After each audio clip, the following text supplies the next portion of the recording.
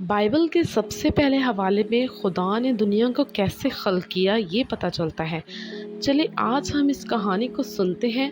ہم ایک خوبصورت اور حسین دنیا میں رہتے ہیں۔ اپنے چاروں اور دیکھیں، آکاش، بادل، جانور، پودے اور پانی، یہاں تک کہ انسانوں کو دیکھیں۔ کیا آپ نے کبھی سوچا ہے کہ یہ سب کہاں سے آیا ہے؟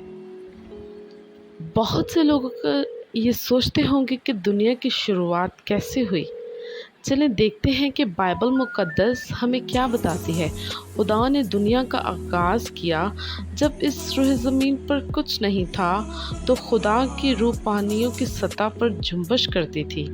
آسمان اور زمین اور نہ کسی اور چیز کا وجود تھا۔ دنیا سنسان اور ویران تھی، ہر طرف اندھیرا اور پانی ہی پانی تھا۔ اور پھر خدا نے کہا روشنی ہو جا، اور روشنی ہو گئی۔ اور خدا نے روشنی کو دیکھا اور کہا اچھا ہے، اور خدا نے روشنی کو تاریکی سے جدا کیا۔ سو پہلا دن ہوا۔ اور خدا نے کہا کہ پانیوں کے درمیان فضا ہو، تاکہ پانی پانی سے جدا ہو جائے۔ بس خدا نے فضا کو بنایا، اور فضا کے نیچے کے پانی کو فضا کے اوپر کے پانی سے جدا کیا، اور ایسا ہی ہوا۔ اور خدا نے فضا کو آسمان کہا، اور شام ہوئی اور صبح ہوئی، سو دوسرا دن ہوا۔ اور خدا نے کہا کہ آسمان کے نیچے کا پانی ایک جگہ جمع ہو کہ خشکی نظر آئے، اور ایسا ہی ہوا۔ اور خدا نے خشکی کو زمین کہا، اور جو پانی جمع ہو گیا تھا اس کو سمندر۔ اور خدا نے دیکھا کہ اچھا ہے۔ اور خدا نے کہا کہ زمین گھاس اور بیج دار بوٹیوں کو اور پھلدار درختوں کو جو اپنے جنس کے موافق پھلے اور جو زمین پر اپنے آپ ہی میں بیج رکھیں اگائیں، اور ایسا ہی ہوا۔ تب زمین نے گھاس اور بوٹیوں کو جو اپنے جنس کے موافق بیج رکھے اور پھلدار درختوں کو جن کے بیج ان کے جنس کے موافق ان میں اگایا۔ اور خدا نے دیکھا کہ اچھا ہے، اور شام ہوئی اور صبح ہوئی، سو تیسرا دن ہوا۔ اور خدا نے کہا کہ فلک پر نیر ہوں کہ دن کو رات سے الگ کریں، اور وہ نشانیوں اور زمانوں اور دنوں اور برسوں کے امتیاز کے لیے ہوں، اور وہ فلک پر انوار کے لیے ہوں، زمین پر روشنی ڈالیں۔ اور ایسا ہی ہوا۔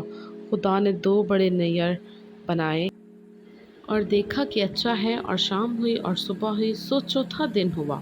اور خدا نے کہا کہ پانی جانداروں کو کثرت سے پیدا کرے، اور پرندے زمین کے اوپر فضا میں اڑیں۔ اور خدا نے بڑے بڑے دریائی جانوروں کو اور ہر قسم کے جانداروں کو جو پانی سے بکثرت پیدا ہوئے تھے ان کے جنس کے موافق، ہر قسم کے پرندوں کو ان کے جنس کے موافق پیدا کیا۔ اور خدا نے دیکھا کہ اچھا ہے۔ اور خدا نے ان کو یہ کہہ کر برکت دی کہ پھلو اور بڑھو، اور ان سمندر کے پانی کو بھر دو، اور پرندے زمین پر بہت بڑھ جائیں۔ اور خدا نے دیکھا کہ اچھا ہے، اور شام ہوئی اور صبح ہوئی، سو پانچواں دن ہوا۔ اور خدا نے کہا کہ زمین جانداروں کو ان کے جنس کے موافق چوپائے، اور رینگنے والے جاندار اور جنگلی جانور ان کے جنس کے موافق پیدا کرے، اور ایسا ہی ہوا۔ خدا نے جنگلی جانوروں اور چوپائے اور ان کے جنس کے موافق، اور زمین کے رینگنے والے جانداروں کو ان کی جنس کے موافق بنایا۔ اور خدا نے دیکھا کہ اچھا ہے۔ پھر خدا نے کہا کہ ہم انسان کو اپنی صورت پر اپنے شبیہ کی مانند بنائیں، اور وہ سمندر کی مچھلیوں اور آسمان کے پرندوں اور چوپائیوں اور تمام زمین اور سب جانداروں پر جو زمین پر رینگتے ہیں اختیار رکھے۔ اور خدا نے انسان کو اپنی صورت پر پیدا کیا، خدا کی صورت پر اس کو پیدا کیا۔ اور خدا نے ان کو برکت دی، اور کہا کہ پھلو اور بڑھو، اور زمین کو معمور و محکوم کرو، اور سمندر کی مچھلی اور ہوا کے پرندوں اور کل جانوروں پر جو زمین پر چلتے ہیں اختیار رکھو۔ اور خدا نے کہا کہ دیکھو میں تمام زمین کے کل بیج دار سبزی اور ہر درخت جس میں ان کا بیج تم کو دیتا ہوں، یہ تمہارے کھانے کے لیے ہو۔ اور خدا نے کل کائنات کو 6 دن میں بنایا، اور خدا نے دیکھا کہ دنیا اتنی حسین اور خوبصورت ہے، اور خدا خوش ہوا، اور پھر 7ویں دن خدا نے سبت ٹھہرایا اور آرام فرمایا۔